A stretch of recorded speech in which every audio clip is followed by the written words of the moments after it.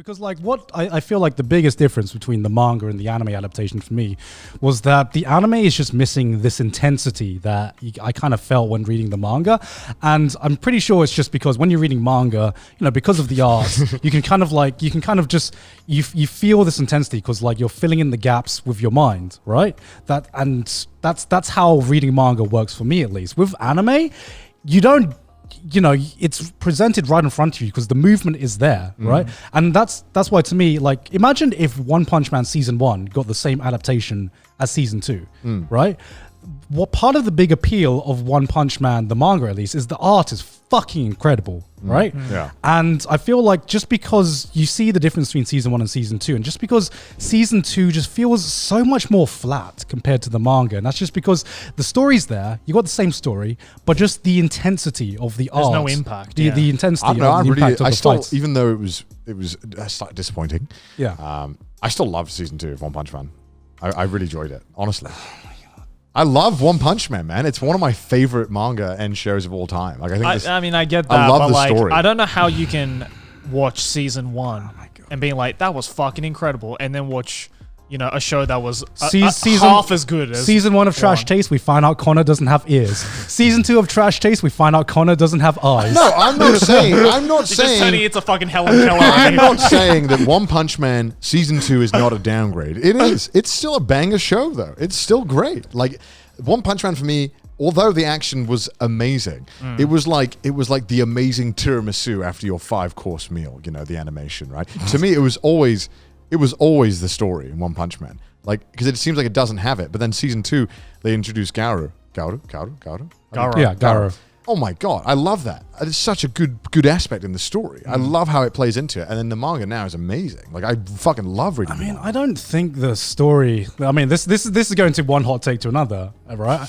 Honestly, I don't think the story. Shit on what I love, can't do it. Just shit on what I love. I don't know. I don't think the story of One Punch Man is like top tier. I think it's a good story, but like if you're gonna talk about story from one, I mean, fucking Mob Psycho 100, I think has a way better story than One Punch Man. I have to agree with that. Like, what? Yeah, I guess. But Mob's more of a neater story. Everything wraps up nicely. Everything. It just feels like it's more of a story. And I'm not saying One Punch Man doesn't have a story. Obviously, I think it has a pretty decent story. I would rank Mob higher than One Punch Man. Yeah, by far. Mob to me is the full package. Not by far. Calm down, right, Grant? It is. Not by far. All right, come on. Mob Psycho is like pretty much the full package on everything you want. It's got a great animation. It's got a very good story, very well written characters, and I feel like One Punch Man just kind of wrote off a gimmick. It kind essentially of like I like, and they used it. They turned a gimmick into a lovable story. They turned the gimmick into a lovable story, which I feel couldn't sustain itself. I don't know. I disagree. I think the story right now is amazing. I'm not saying this story is bad. Yeah, fuck you, in One Punch Man. I think it's great, but I think Mob Psycho definitely had a better story. No, but Mob Psycho is finished. Yeah, and One Punch Man's still going. Scientists, check that. Bigger length equals better. Wait, no, I mean to admit One Piece is good. No, I take that back. It's amazing. No, I don't know. I don't know. Although I agree that Mob Psycho 100 is probably the strongest story. There's something about One Punch Man season 2 that really gets me. I don't know.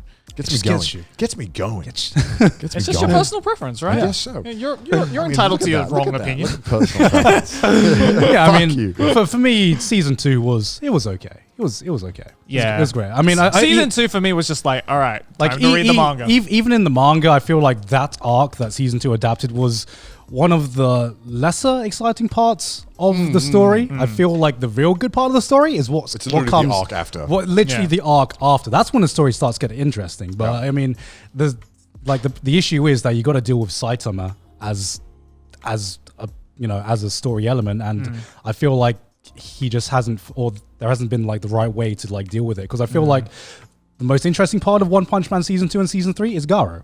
And I feel like that was the element that he added to try to save that, but Saitama is still there, and there's only so much you can play off that as a concept. Season 3? I'm saying if season 3 did get adapted. Yeah. We haven't heard anything about that, have we? No. Did it get announced? No, I don't think so. No. Did Mob Psycho season 3 get announced? I don't think there's enough for season 3, is there? From what I understand, there's not that much left of Mob Psycho. I don't know. I didn't finish Mob Psycho. I don't know. But what? How did you not finish it? Because he's the anime man. Because I just had not enough time. Because I was reading other things. Bruh, what?